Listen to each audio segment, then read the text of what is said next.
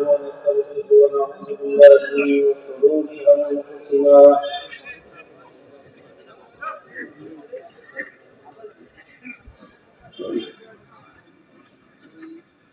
ومن سيئات أعمالنا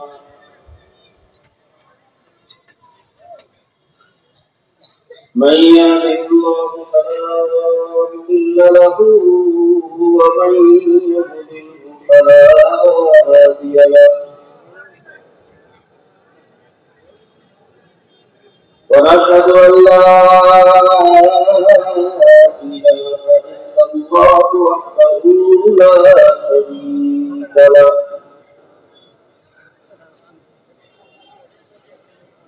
ونشهد أن محمدا عبده ورسوله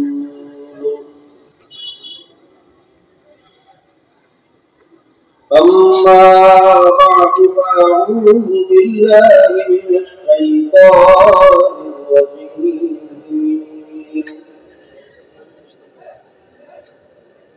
بسم الله الرحمن الرحيم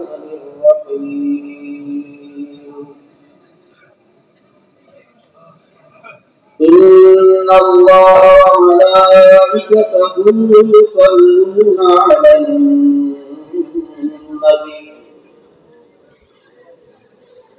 يا أيها الذين آمنوا صلوا عليه وسلموا تسليما اللهم صل على سيدنا ونبينا وشفيعنا وحبيبنا ومولانا محمد صلى الله عليه وعلى آله وأصحابه وبارك وسلم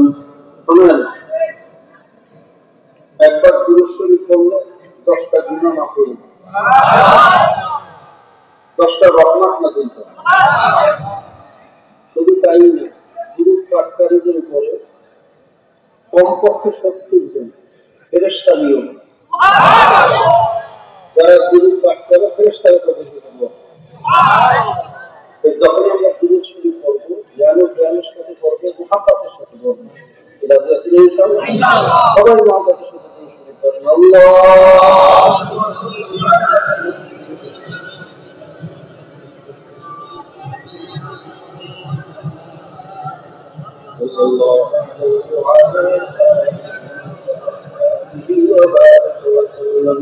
اللهم صل على سيدنا ونبينا وشفيعنا حبيبنا ومولانا محمد صلى الله عليه وعلى آله وأصحابه وبارك وسلم محمد آمد الحمد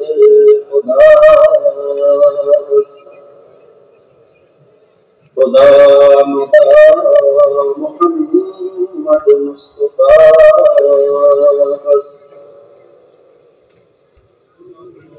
جمعت لي برامج جامعا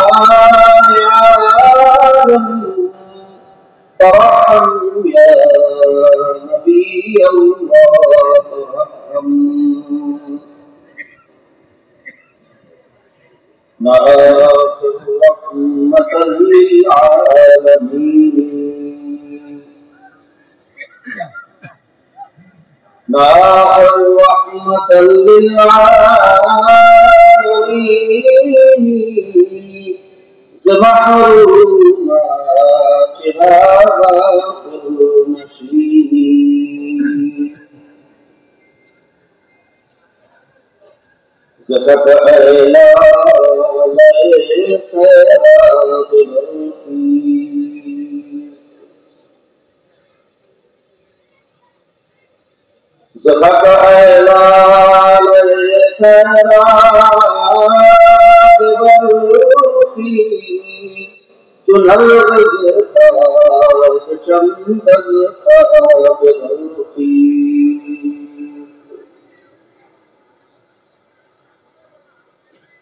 بروع سرج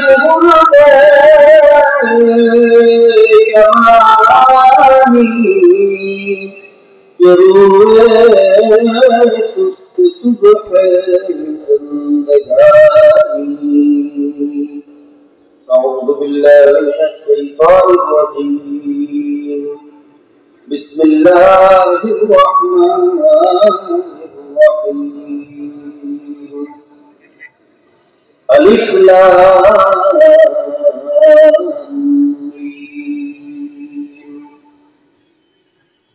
ذلك الكتاب لا ريب فيه هدى للمتقين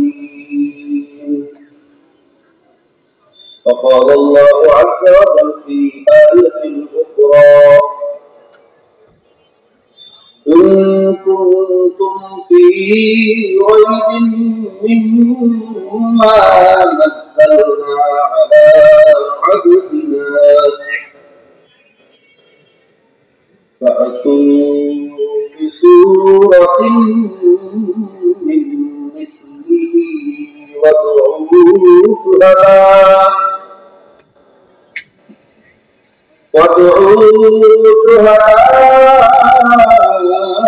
شهداءكم من دون الله إن كنتم صادقين صدق الله المولانا العظيم وصدق رسوله النبي الكريم ونحن على ذلك لمن الشاهدين والشاكرين ربنا تقبل منا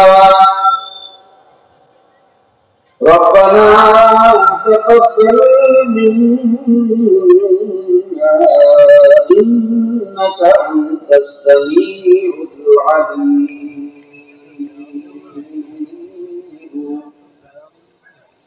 وتب علينا يا مولانا إنك أنت التواب الرحيم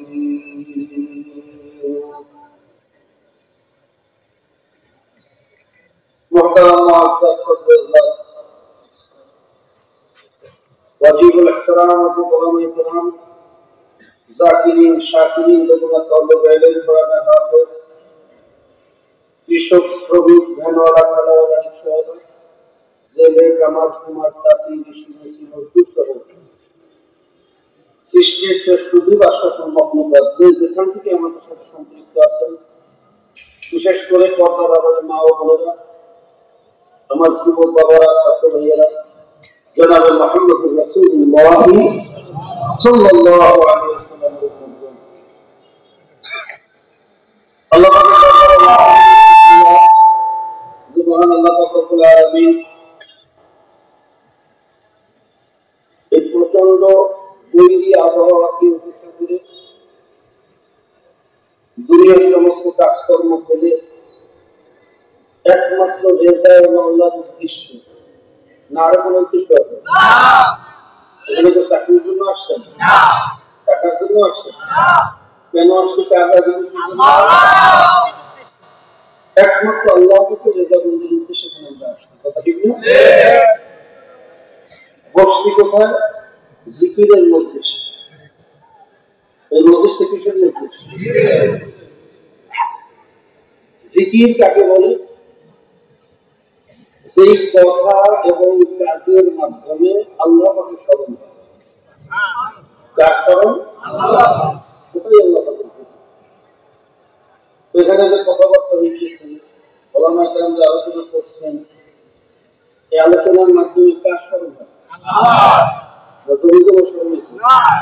চাকরির স্মরণ হয়েছে তাদের মস্তিষ্ক জিকিরের মস্তিষ্ক কিসের মস্তিষ্ক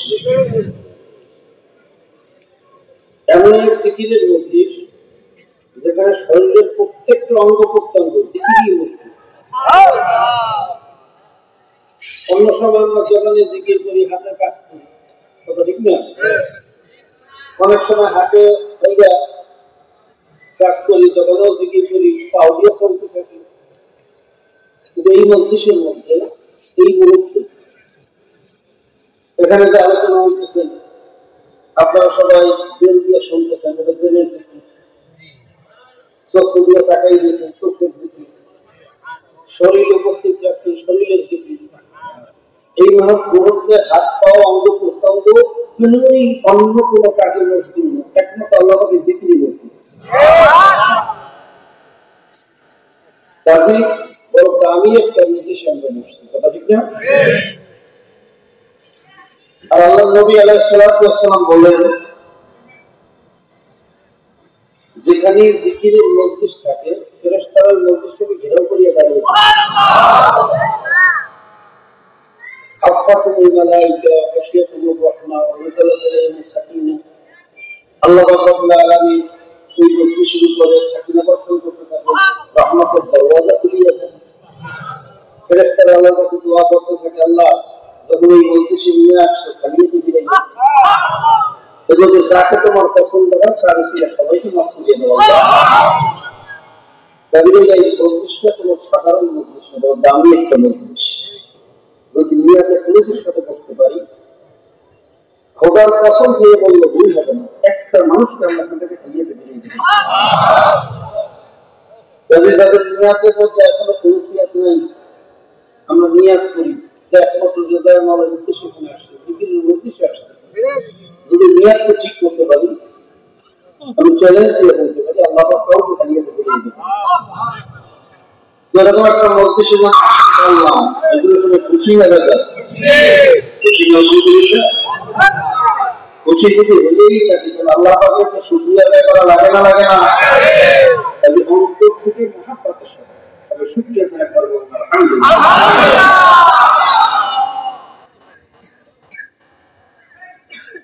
ভাই আওয়াজের প্রস্তুতি নিয়েছি, সেটা কমেই দেন। ওদিকে যদি বিল্ডিং এর বাড়ি খায় আওয়াজগুলো কমিয়ে দেন। তোমার রাত্রে অনেক হয়ে গেছে, লম্বা সময় আলোচনা করবো না। তাছাড়া আপনারা জানেন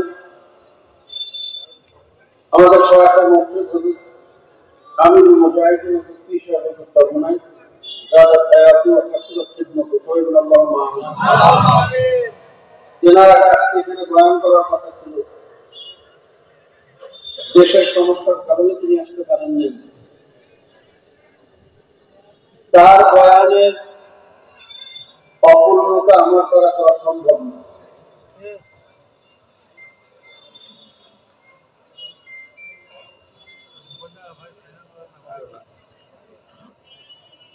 আল্লাহ রাব্বুল আলামিন তার গায়বী খাজানা থেকে তার অবস্থিগুলো দিলেন। সংক্ষিপ্ত কয়েকটা কথা বলি, আলোচনা শেষ করবো আল্লাহর ইচ্ছা। এই এত ওয়াজ মাহফিল, এত কিছু, এরপরে মানুষ দিনের পথে আসতে চায়, কথা ঠিক না? কারণ থাকে, কারণ আছে না নাই? এর অগণিত কারণ, অসংখ্য কারণ আছে। যেমন একজন মানুষ চিন্তা করে যদি মাহফিলে যাই, ইসলাম চলি, তাহলে তার সুদের ব্যবসা চলবে, পরের জমি সরিয়ে পাওয়া যাবে, চাঁদাবাজি করা, জমি জমা টাকা দিয়ে খাওয়া, রহতার পরিবর্তে বাস দেওয়া, ক্ষমতায় দিয়ে জনগণের সম্পদ চুরি করে বিদেশে পাচার করা, একদল আছে না নাই? ঈশ্বরে শোনে না, ধর্মের কাহিনী। চোরে শোনে না, ঈশ্বরের দৃষ্টি ওয়াজ মাহফিলে আসেও না, ওয়াজ মাহফিলের কথা শুনতেও পারে না, ওয়াজ মাহফিল বন্ধ করার জন্য পাগল হয়ে যায়। আরেক দল আছে, এদের আল্লাহর উপরই বিশ্বাস নেই, এরা বলতে চায় যেমন কারণে থিওরি দেখলে যে মানুষ তো আল্লাহ বানায় না, মানুষ নিজেই চলছে। সাগরে ঢেউ ঢেউ ফেলা হয়েছে, ফেলা থেকে পোকা হয়েছে, পোকার থেকে ব্যাঙ হয়েছে, ব্যাঙের থেকে বানর হয়েছে, কালের বিবর্তনে ঘষায় ঘষায় বানরের কাছ থেকে মানুষ হয়েছে। এই থিওরি বাংলাদেশের কলেজ ইউনিভার্সিটিতেও পড়ানোর ব্যবস্থা করা হয়েছে। এক সময় এই থিওরি সারা পৃথিবীতে পড়ানো হতো, কিন্তু বর্তমান জমানার অধিকাংশ বৈজ্ঞানিকরা যখন বলছেন ডারউইনের এই থিওরি একটা ভ্রান্ত theory. Doctor Stephen Hawking the history of ম্যানের মধ্যে উল্লেখ করছে যে বানর থেকে মানুষ হয়েছে এটা কোনোদিন সম্ভব না। কেন সম্ভব না? বলে হরমোনের পরিবর্তনের কারণে সুরত পরিবর্তন হতে পারে, মানিয়ে নেওয়া। তারও অনেক ব্যাখ্যা আছে। যেমন মাছের মধ্যে ক্রস মেসিং হইলে, রুই মাছ এবং কাতল মাছের মধ্যে ক্রস মেসিং হয়, অন্য একটা সুরতের মাছ হয়, সেটাকে ক্রস মাছ বলে না, রুই মাছ না কাতল মাছ। কথা ঠিক না? কিন্তু মাছের পরিবর্তে গাছ হয়, মাছের পরিবর্তে মানুষ হয়। কথা বলা অন্যান্য সাপের মধ্যে হরমোনের পরিবর্তনের কারণে অন্য প্রকৃতির অন্য ডিজাইনের একটা সাপ হয়, কিন্তু সাপের পরিবর্তে মাছ হয়। ঠিক বানরের মধ্যে হরমোনের পরিবর্তনের কারণে অন্য একটা প্রজাতি হইতে পারে, অন্য একটা জীব হইতে পারে, শিবপাঞ্জি হইতে পারে, আপনার ভাল্লুক হইতে পারে, কিন্তু বানরের ক্রস মেশিন এইটা পাল্টাইয়া যাওয়ার কারণে মানুষ হওয়া সম্ভব না। তারপরে বলতেছে মানিয়ে নিলাম যে সুরত পরিবর্তন হয়েছে, চরিত্র পরিবর্তন হইলে কি করে? বানরের চরিত্রের সাথে মানুষের চরিত্রের কোনো মিল আছে? পশুর সাথে মানুষের চরিত্রের কোনো মেলে? পশুদের চরিত্র পরিবর্তন হয় না। সাপ ক্রস মেশিং নিয়ে চেহারা চেঞ্জ হইলে তার চরিত্র পরিবর্তন পরিবর্তন, মাছ চেহারা পরিবর্তন হইলে তার চরিত্র পরিবর্তন হয় না। আর পশুদের চরিত্র কোনদিন পরিবর্তন হয় না, মানুষের চরিত্র পরিবর্তন হয়। যেমন 100 বছর আগে আদিম যুগের মানুষ, আমরা শুনছি যখন আগুন ছিল না, মানুষ কাঁচা মাল কষ্ট হইত, টেক্সটাইল ছিল না, মানুষ গাছের ছাল দিয়ে পোশাক বানাইত। কথা বলে মানুষ টিউবওয়েল ছিল না, পুকুরের পানি সেদ্ধ করিয়া ফিটকারি দিয়ে খাইত। বিদ্যুৎ ছিল না, কফি জ্বালাইতো, ল্যাম্প জ্বালাইতো। মোবাইল ছিল না, সিটি ডক্টর দিয়ে যোগাযোগ করতো। কথা বলে না। কিন্তু বর্তমান জমানার কোন মানুষ কফি জ্বালায়? কথা বলে না। কোন মানুষ সিটি করতে যায় না, মোবাইলে কথা বলে। আগের জমানার মানুষ শালের খয়রা পোশাক করতো, বর্তমানে তো শাল দিয়ে পোশাক বানায়, চামড়া দিয়ে পোশাক বানায় না, টেক্সটাইলের কাপড় দিয়ে পোশাক বানায়। এক কালারের কাপড় না বিভিন্ন কালারের কাপড়? তাহলে মানুষের কি হয়েছে? মানুষের পশুদের পরিবর্তন। আগের জমানার পশু বানর গুলো চা খাইতে এখনো চাই খায়। আগের যেরকম উলঙ্গ ছিল এখন উলঙ্গই থাকে না, টেক্সটাইলের কাপড় পরে। কথা হয় না। আগের জমানার বানর গুলো স্মৃতি করতে যোগাযোগ করতে মানে মোবাইলে কথা বলে না, আগের যেরকম ছিল এখন ওরকম। মানে পশুদের চরিত্র কি হয় না, সাংস্কৃতিক পরিবর্তন, মানুষের পরিবর্তন হয়। কাজী বানর থেকে মানুষ হওয়া এটা কোনদিন সম্ভব। এই থিওরি আবিষ্কার হওয়ার পরে অনেক লম্বা কথা আছে, আমি সেদিকে যাবো না, আমাদের অবস্থা ভালো না। এই থিওরি আসার পরে পৃথিবীর সমস্ত উন্নত ইউনিভার্সিটি থেকে এই ডারউইনের থিওরি বাড়তেছে, অক্সফোর্ড থেকে বাড়তেছে, কেমব্রিজ থেকে বাড়তেছে, হার্ভার্ড থেকে বাড়তেছে, এমআইটি থেকে বাড়তেছে। কিন্তু আফসোস, বিশ্বের সমস্ত ইউনিভার্সিটিতে যে থিওরি বাদ দিয়ে ডাস্টবিনে নিক্ষেপ করছে, সেই ডাস্টবিন থেকে ফেটাইয়ে আনিয়া সেই নোংরা বস্তা বস্তা বিষাক্ত থিওরি আমাদের দেশের শিক্ষা সিলেবাসের মধ্যে তারা ঢুকানোর চেষ্টা করছে। কোন নাস্তিকের দালালেরা, আমরা আজও তার বিচার করতে পারি না। তাদের বিচারে বাংলার জমিনে সাইকি চালিয়ে আল্লাহ রাব্বুল আলামিন এই 93% মুসলমানের এই আকাঙ্ক্ষাকে পূরণ করার তৌফিক দান করুন। তো নাস্তিকরা বলতে চায় যে আল্লাহ বলতে কিছু না। নাউযুবিল্লাহ। বলে আল্লাহ যদি একজন নাই থাকে, এই আসমান জমিন গ্রহ নক্ষত্র চন্দ্র সূর্য পাহাড় নদী খাল বিল নিয়ন্ত্রণ করে আল্লাহ। আমেরিকার পদার্থ বৈজ্ঞানিক গবেষণা করতে গিয়ে মুসলমান হয়ে গেছে, সূর্য নিয়ে গবেষণা করতে বলছে। গবেষণা করতে গিয়ে দেখে সূর্যের ভিতরে যে আগুন জ্বলতেছে তেজ হলো 2 কোটি ফারেনহাইট। কত কোটি? আর দুনিয়ার ভিতরে যে আগুন জ্বলে এর তেজ হলো মাত্র 5000 ফারেনহাইট। 5000-এর উপরে কোন তেজের আগুন পৃথিবীতে জ্বালানো যায় না। তাহলে যেই ফার্নেসটির ভিতরে বা যেই পাত্রের ভিতরে আগুনটা জ্বালায় ওই পাত্রের তেজ সহ্য করতে পারে না, ফাস্ট হয়ে যায়। বুঝতে পারছেন? দুনিয়ায় যতই শক্ত আগুন, কঠিন আগুন বলেন, ইস্পাত লোহা জ্বালাইতেও 5000-এর উপরে তেজ লাগে না। কত হাজার? আর সূর্যের ভিতরে যে আগুনটা জ্বলতেছে তেজ হলো 2 কোটি ফারেনহাইট। আমি কতটুকু দিন চিন্তা করে গেছি একটু খেয়েছে। এটা কোন পাত্রের মধ্যে জ্বালাইল যে পাত্রটা বাস্ট হয় না, ধ্বংস হয় না। দুনিয়ার আগে এক সময় চলতে লাকড়ি কয়লা হয়ে যায়, ছাই হয়ে যায়। কথা ঠিক না? পিঠের রোদের ভিতরে পাথর কয়লা দিয়ে আগুন জ্বালায়, এক সময় পাথর কয়লা জ্বলতে ডাস্ট হয়ে যায়, ওটা আর জ্বলে না, এক সময় ধ্বংস হয়ে যায়। আর কিন্তু সূর্যের ভিতরে যে আগুনটা জ্বলতেছে পদার্থটা আজ পর্যন্ত কয়লাও হইল না, ছাইও হইল না। এটা কিভাবে সম্ভব? কোনোদিন ভালোও না, কমলেও কোনোদিন অ্যাক্সিডেন্ট আগেও দেখবো না, অ্যাক্সিডেন্ট পরেও হতো না, কোনোদিন একটা ব্লাস্ট হইল না, বিস্ফোরণ হইল না। এই খেলাটা নিশ্চয়ই এর পিছনে একজন আছে, সেটি আরো আল্লাহ যখন আছে এরকম হাজার হাজার প্রমাণ আছে, কিন্তু আল্লাহ যে নাই এর পক্ষে কোন সুনির্দিষ্ট প্রমাণ আর শুনতে বলতে পারে কথা ঠিক না? এরপরে বর্তমান জমানায় এই গরুমার্কা মানুষদেরকে বোঝানোর জন্য আল্লাহ রাব্বুল আলামিন কত ঘটনা চিন্তা করতেছেন। প্রায় তো দেখা যায় গাছের মধ্যে আল্লাহর নাম, মাছের মধ্যে আল্লাহর নাম, বস্তুর মধ্যে আল্লাহর নাম, ইটের একটা বাস করলে দেখবেন কাকে ডাকে আল্লাহ, কুকুরে ডাকে আল্লাহ, মোরগে ডাকে আল্লাহ। এবং যত জায়গায় পাওয়া গেছে আবার আল্লাহর নামই পাওয়া গেছে, কোনো জায়গায় ভগবান গড আর ঈশ্বর পাওয়া গেছে। এরপর যত জায়গায় কাপড়ে কাপড় সহ লাশ তাকে পাওয়া গেছে, আল্লাহ ছাড়া পাওয়া গেছে।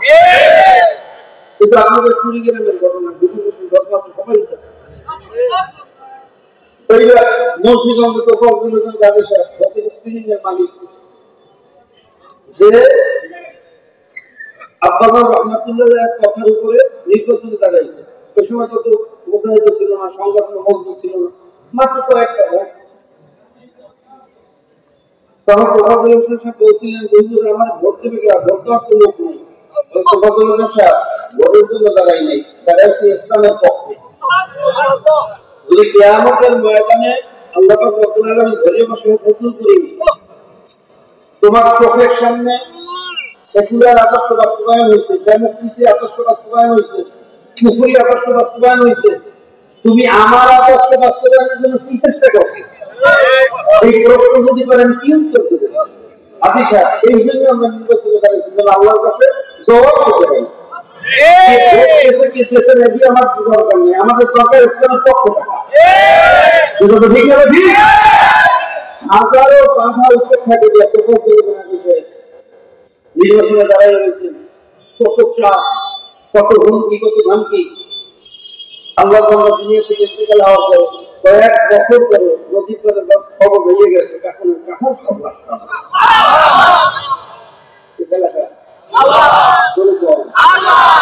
এদিকে করবেন হয় না, নিশ্চয়ই একটা ঘটনা আছে, নিশ্চয়ই এর পিছনে একজন কেউ আছে।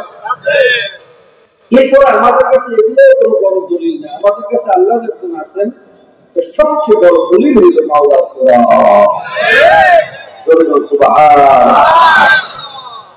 কিভাবে দলিল হইল? সংক্ষিপ্ত আলোচনা। 1450 বছর আগে কোরআন নাযিল হয়েছে। কত বছর আগে? তখন স্যাটেলাইট, ইন্টারনেট কিচ্ছু ছিল না, কোন যন্ত্রপাতি কিচ্ছু ছিল না, ঠিক না?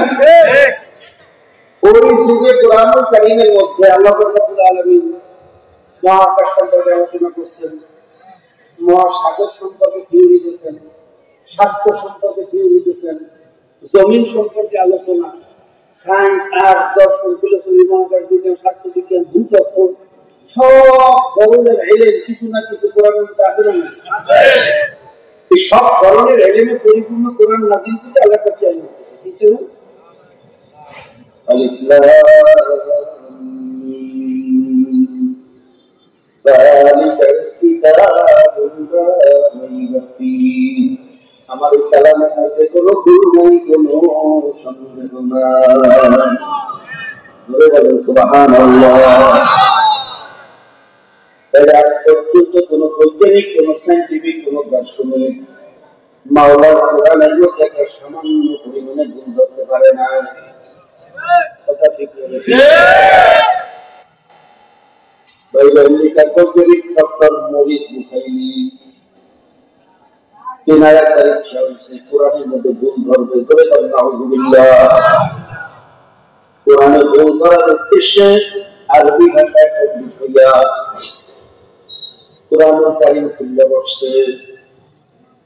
প্রথমেই দেখে লেখা যালিকাল কিতাবু লা রাইবা ফীহি, আমার এই কালামে কোনো ভুল নাই। মরিস বুখারী আরো শক্ত হইয়া বসছে। কি বলে, দুনিয়ার এমন কোন লেখক, এমন কোন কবি, এমন কোন সাহিত্যিক এই চ্যালেঞ্জ দিতে পারে না আমার বইয়ে কোনো ভুল নাই। এই 30 পারা কোরআনুল কারীম এত বড় কিতাবের মধ্যে চ্যালেঞ্জ কিভাবে দিল? আমি কোরআনের মধ্যে ভুল করিয়েই ছাড়বো, ধরে পাবেন নাউযুবিল্লাহ। হয়তো অর্থের দিক থেকে, নয়তো শব্দের দিক থেকে, নয়তো দর্শনের দিক থেকে, নয়তো বালাগাত ফাসাহাতের দিক থেকে, নয়তো মানসিক ফালসাফার দিক থেকে, যে কোনো একদিক থেকে একটা না একটা ভুল হবেই হবে। ডক্টর মরিস বুখারী কোরআনুল কারীমের ভুল ধরতে গিয়া যখন কোরআনুল কারীমের পাতা উল্টাইতেছে, যত পাতা উল্টায় ততই আশ্চর্য হইয়া যায়। এটা কেমন কিতাব? এই কিতাবের সাথে তো দুনিয়ার কোনো কিতাবের মিল নাই। এই কিতাব সাহিত্যের দিক থেকে সর্বোচ্চ মানের সাহিত্য। এটা আদর্শের দিক থেকে পৃথিবীর শ্রেষ্ঠ আদর্শের কিতাব। এটা চরিত্রের দিক থেকে পৃথিবীর সবচেয়ে শ্রেষ্ঠ চরিত্রের কিতাব। এই কিতাব অনুযায়ী যদি কোনো মানুষ তার নিজের জীবনকে পরিচালিত করে, এই মানুষটা হবে পৃথিবীর ভিতরে একটা শ্রেষ্ঠ মানুষ। এই কিতাব অনুযায়ী যদি কেউ তার সমাজকে পরিচালিত করতে পারে, সমাজটা হবে পৃথিবীর শ্রেষ্ঠ সমাজ। এই কিতাব অনুযায়ী যদি কোনো দেশকে পরিচালনা করা হয়, ওই দেশটা হবে পৃথিবীর ভিতরে একটা শান্তির দেশ। কথা ঠিক না বেশি? ঠিক না বেশি? ডক্টর মরিস প্রতিষ্ঠা দেখেছে, আশ্চর্য হয়ে দেখেছে, ভিতরের কাশি শুরু হয়ে গেছে।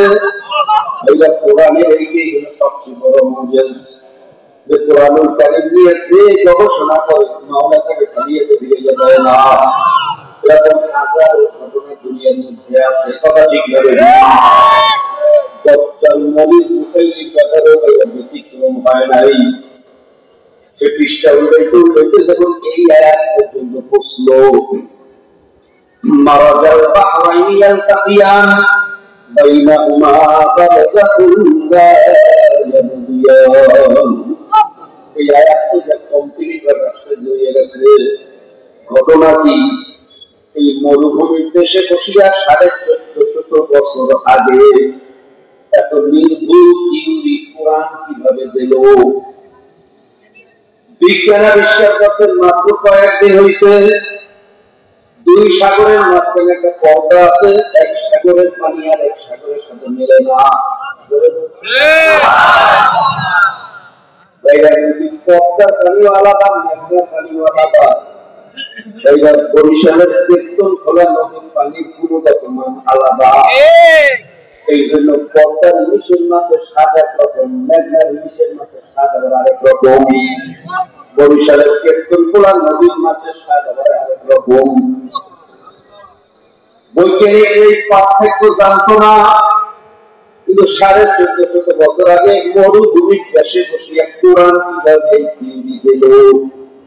তখন তো পানি মাপার কোন যন্ত্র ছিল না, সেডিমেন্ট মাপার কোন মেশিন ছিল না, পানি পিএইচ মাপার মেশিন ছিল না, পিভিটি মাপার মেশিন ছিল না। কোরআন কিভাবে থিওরি দিল এটা কোনো মানুষের দ্বারা দেওয়া সম্ভব ছিল না। নিশ্চয়ই কিতাব আমার মাওলার কিতাব, নিশ্চয়ই কিতাবের মালিক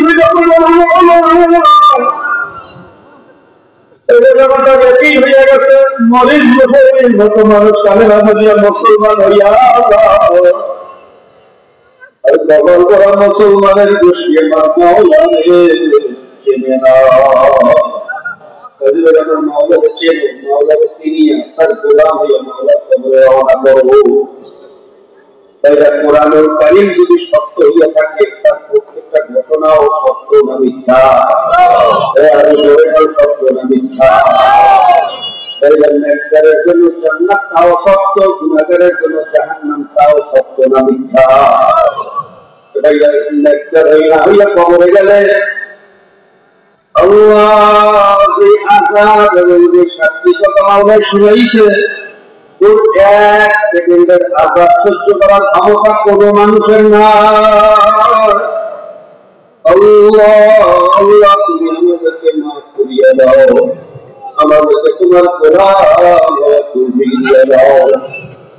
আল্লাহ ভাইরা যদি আল্লাহ কবুলের নেককার হইয়া মাওলার কবুল হইতে পারি। إن الذين آمنوا وعملوا الصالحات كانت لهم جنات الفردوس نزلا। আল্লাহ রাব্বুল আলামিন বলেন, যারা ঈমান আনার পরে আমলে সালিহ থেকে কবরে আসতে পারবে আমি মাওলা তাদেরকে জান্নাতুল ফিরদাউস দান করব। জোরে বলো সুবহানাল্লাহ। তাই আল্লাহর কবরে যদি নেককার হয়ে মাওলা কবরে যাইতে পারি, আল্লাহ রাব্বুল আলামিন রাব্বিয়া বলবে, ফেরেশতারা আমার দোস্ত কবরের মধ্যে আসছে, এত ছোট জায়গার মধ্যে কেমনে থাকবে, কবরটা প্রশস্ত করিয়া দেবে, ওই মাটির পিছনে কেমনে ঘুমাইবে, জান্নাতের পরের বিছাইবে। মাটি সাদা কাপড় গায়ে দিয়ে আসতে থাকতে ভালো লাগে না, জান্নাতের পোশাক লাগাইয়া দে। আল্লাহ তুমি আমাদেরকে কবুল করিয়া দাও।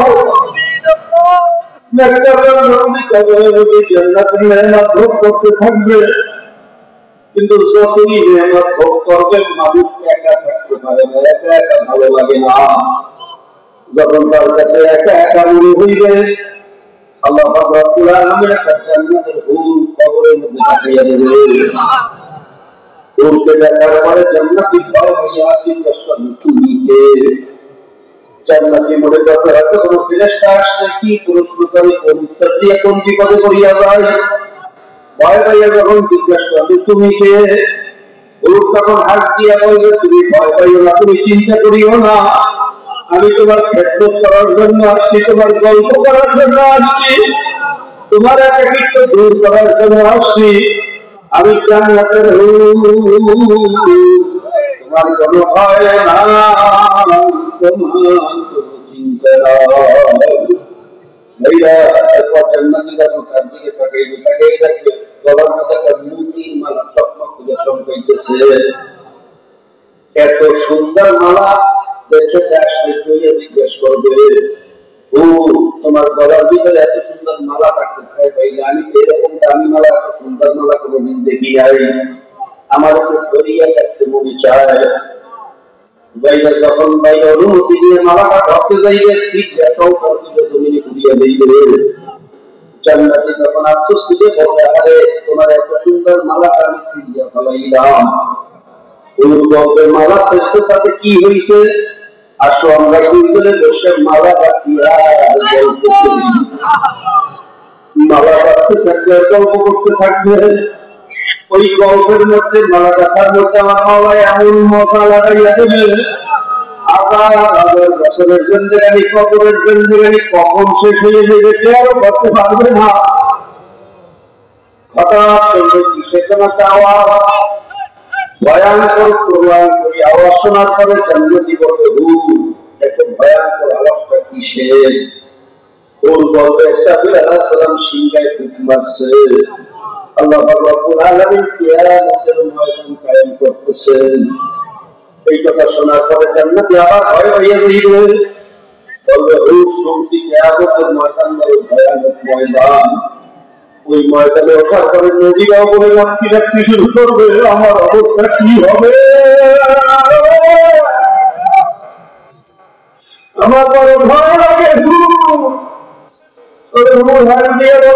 জান্নাতি তোমার কোনো ভয় নাই, তোমার কোনো চিন্তা নাই, তোমার জান্নাতে পৌঁছানোর দায়িত্ব আমার। তোমার জান্নাতে না পৌঁছাইয়া আমি যাবো জান্নাতি বান্দা এই যে হাজার হাজার বছরের জিন্দেগি শেষ করে তখন কিয়ামতের ময়দানে উঠবে।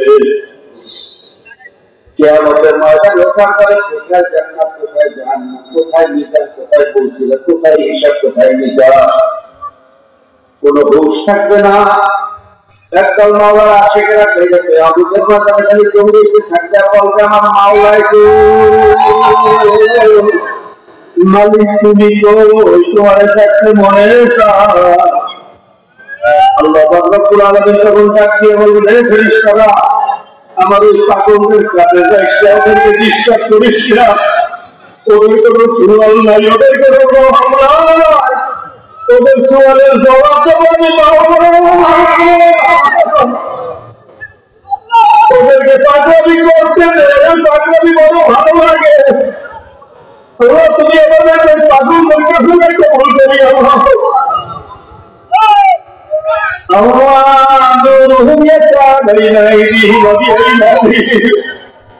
ওই পাগলদের টাইমে নোর বামে নোর উপরে নোর নিচে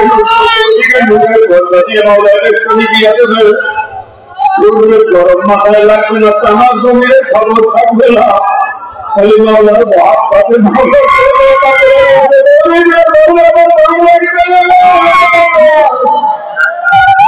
আমার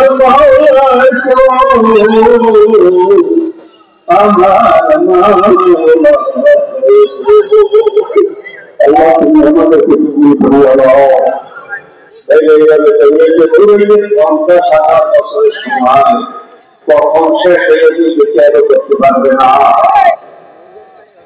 কেউ বৃষ্টির আকারে ঘোরার মতো সিরাত পার হইয়া জান্নাতের ভিতরে যখন ঢুকবে বলবে মারা তাদেরকে ইস্তেকাল দিয়ে মেহমান হিসেবে যখন ভিতরে গ্রহণ করিয়া নেবে, জান্নাতের ভিতরে ঢুকিয়ে জান্নাতের সৌন্দর্য দেখি আশ্চর্য হইয়া বলবে মাহমুদুর কেমন জান্নাত তুমি বানাইয়া রাখছো, কোনদিন চিন্তাও করি নেই, কল্পনাও করি নাই।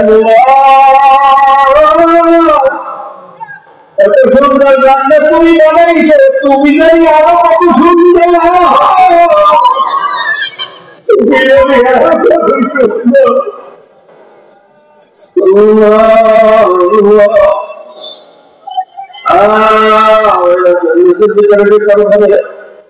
জান্নাতের ভিতরে যখন মুক্ত হয়ে যাইবে, জান্নাতের ভিতরে একটা হালকা হাওয়া আরামদায়ক ঠান্ডা হাওয়া যখন প্রবাহিত হবে, জান্নাতের ভিতরে সাজাতীয় বানানো কিছু গাছ থাকবে, একটা গাছের সাথে আরেকটা গাছের ডালে যখন দাঁড়িয়ে আসবে, ওই গাছের ডালের ভিতরে চিকন চিকন বিভিন্ন ডিজাইনের পাতা থাকবে, এক এক পাতার থেকে এক এক ধরনের আওয়াজ, এক এক ধরনের মিউজিক্যাল সাউন্ড, এক এক ধরনের সুর যখন বাইরানো শুরু হয়ে যাইবে, ওই সুরের তালে সমস্ত হুজুরের মানেরা মাতালের মতো হইয়া নৃত্য পরিবেশন শুরু করবে, নাচতে থাকবে আর গাইতে থাকবে না।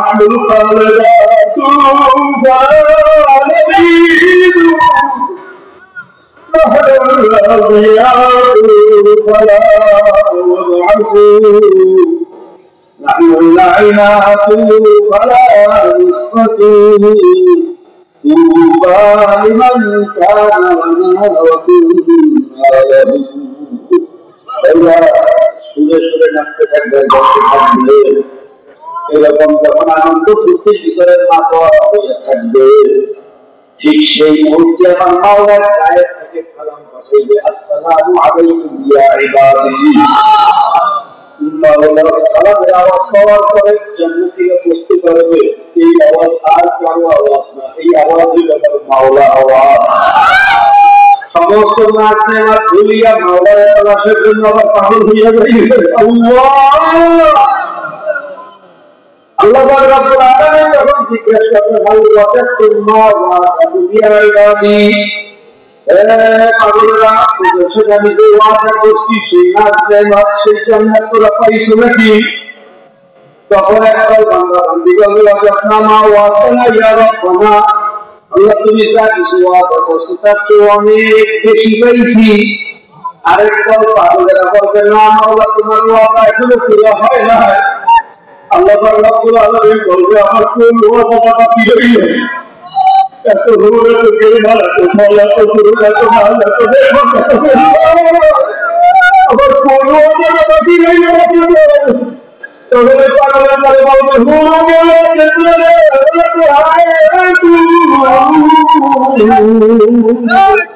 सबसे बड़ा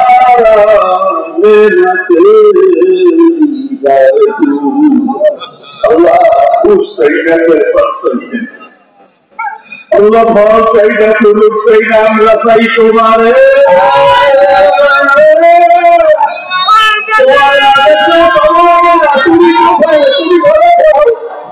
তুমি তো দেখা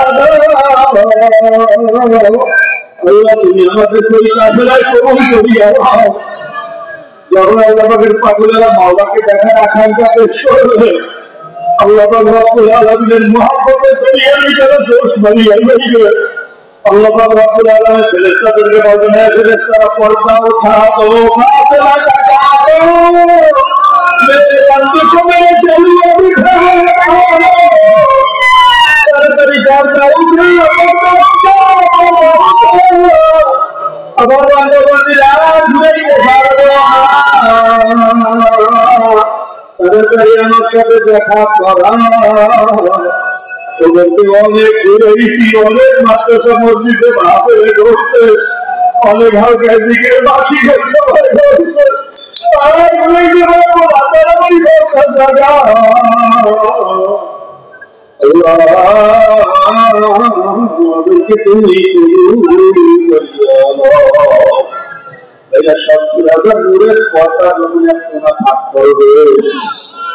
মাওলার নূরের টাকা নিতে সবাই পুরুষের মতো চেষ্টা করিয়া লইবে। এক সিটারে 40,000 বছরের সময় শেষ হয়ে যাইবে। 40,000 বছর পরে সেটা তিনি উঠিয়া হইয়া জান্নাতীরা বলবে মাহবুব রে তোমার হাবিবকে বলছেন সাতারাউনা রাব্বাকুম কামা তারাউনাল কমার তোমাকে আমরা পূর্ণিমার চাঁদের মতো দেখতে থাকবো। কোনো বিড়াবিড়ি করা লাগবে না, বেহুশ হওয়া লাগবে না। কিন্তু কি দেখা গেলাম দেখতে যাতে কি গায়েব হইয়া গেল আর তোমাকে দেখার পরে বেহুশের মতো পড়িয়া রহিলাম। ঘটনাটা কি? তোমার দেখার চাহিদা করবে তুমি কেন গায়েব হইয়া গেল? যখন বলবে বন্ধুবান্ধবীরা ঠিকই বলছো আমার নূর হইল 2 প্রকার, একটা হলো নূরে জালালি আর একটা হলো নূরে জামালি। একটা হলো গরম নূর আর একটা হলো ঠান্ডা নূর। একটা প্রকাশ করছি সূর্যের মাধ্যমে আর একটা প্রকাশ করছি চন্দ্রের মাধ্যমে। আমার নূরের জালালি সহ্য করার ক্ষমতা কোনো মানুষের নাই। আর তোদেরকে এবার আমি নূরে জামালি হইয়া দেখা দেবো। এই কথা বলি আল্লাহ পাক রব্বুল আলামিন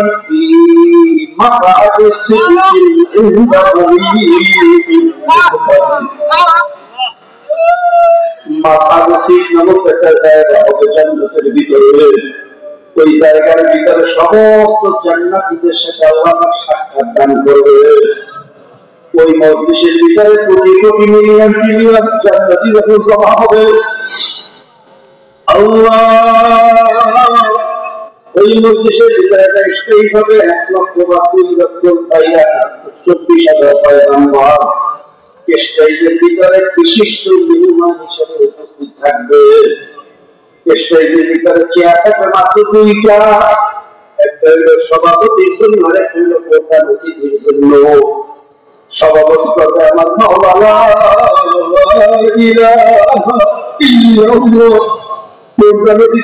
আমার নবী জনাবে মুহাম্মদুর রাসূলুল্লাহ সাল্লাল্লাহু আলাইহি ওয়াসাল্লাম। আইয়া ওই মজলিসে আল্লাহ পাক রব্বুল আলামিন কত সুন্দরভাবে শুরু করবেন।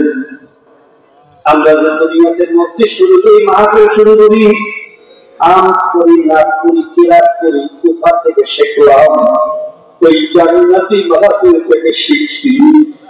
আল্লাহ রাব্বুল আলামিনের মজলিসে ফেরেশতা ইসরাফিলকে বলে, হে ফেরেশতা ইসরাফিল, তোমার আওয়াজ তো ফেরেশতাদের ভিতরে সবচেয়ে করাস, তুমি এই মজলিসের ভিতরে হামদে বারিকা পরিবেশন করিয়ে শোনাও।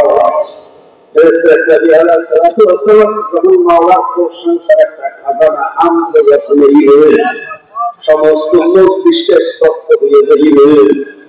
আল্লাহ রাব্বুল আলামিন বলেন, হে নবী দাউদ, এই মজলিসে আপনি একটু কোরআনুল কারীম তেলাওয়াত করিয়ে শোনান। দুনিয়ার ভিতরে আপনার কণ্ঠ ছিল সবচেয়ে জাদুকরী কণ্ঠ। আপনার কণ্ঠের আওয়াজ শুনলে পাখিগুলো আসমানে পাথর করে জমা হয়ে যাইত, মাছগুলো নদীর কিনারে জমা হয়ে যাইত, এমনকি গর্তের পৃথিবীটাও গর্তে থাকতে পারত না, পাগল হয়ে আপনার দিকে খালি দৌড় হইত। আপনার সেই জাদু মাথা কণ্ঠ দিয়ে আমার প্রস্তুতের একটু কোরআন তেলাওয়াত করিয়া শোনাও। আল্লাহ তুমি আমাদেরকে কবুল করিয়া নাও। নবী দাউদ আলাইহিস সালাতু ওয়াস সালাম এক সেকেন্ডে মাওলার ইশারায় 30 পারা কোরআনের হাফেজ হয়ে গেলেন। নবী দাউদ আলাইহিস সালাতু ওয়াস সালাম সূরা তোহা তেলাওয়াত করিয়ে শোনাইলেন। যখন নবী দাউদ আলাইহিস সালাতু ওয়াস সালাম তোহা করিয়া কান মারবে, জান্নাতীদের কলিজা রবের মধ্যে কান করিয়া যাইবে।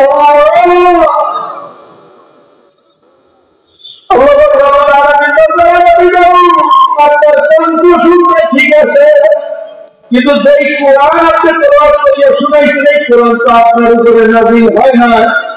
এই কোরআনের জন্য আপনি কোনো কষ্ট করেন না, চেষ্টাও করেন না। এই কোরআনের জন্য আপনি মাইরও খান না, তাপও ভাঙেন না।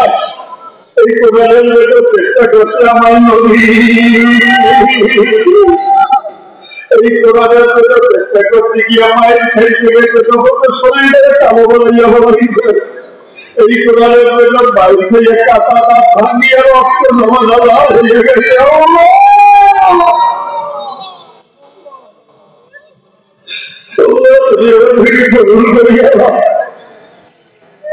আমার নবীর কথা কণ্ঠে কোরআন যত ভালো লাগে, কারো কণ্ঠে এত মজা লাগে না। আমার হাবিব আমার বন্ধুদেরকে একটু আপনি তেলাওয়াত করিয়া শোনাও। ঠিক আছে, নবী মুহাম্মদুর রাসূলুল্লাহ সাল্লাল্লাহু আলাইহি ওয়াসাল্লাম ইয়া আল্লাহ তুমুল কিতাব সূরা ইয়াসিন তেলাওয়াত করিয়া শোনাইলেন। আমার নবী যখন দরদ মাথা কণ্ঠে মুহাব্বতের সাথে ইয়াসিন তেলাওয়াত করা শুরু করবে, এটা কি যে মজা হবে, কেমন যে লাগবে, এটা বুঝাইয়া বলা কোনো মানুষের দ্বারা সম্ভব না। আল্লাহ তুমি সমস্ত মানুষকে বোঝার আল্লাহ রাব্বুল আলামিন তখন বললেন, আমার নবী আপনি আপনার উপরে কোরআন নাযিল হয়েছে ঠিকই, কিন্তু কোরআন তো আপনার কালাম না, কোরআন তো আমি মাওলার কালাম। এই কোরআন কিভাবে তেলাওয়াত করতে হইবে, এই কোরআনের আজমত, এই কোরআনের হাইবত, এই কোরআনের মজা আমি যত ভালো করে তেলাওয়াত করতে পারবো, কারো দ্বারা তেলাওয়াত করা সম্ভব না। আজকে আমার বন্ধুদেরকে আমি নিজে তেলাওয়াত করিয়া শোনাবো। এই কথা বললে আল্লাহ পাক রব্বুল আলামিন সূরাতুল কিতাব সূরা আর-রহমান শোনাইয়া তাইলে আমরা দুনিয়াতে আর রহমান করি, আর রহমান আল্লাহ আল কোরআন, আর আমার মাওলা জান্নাতের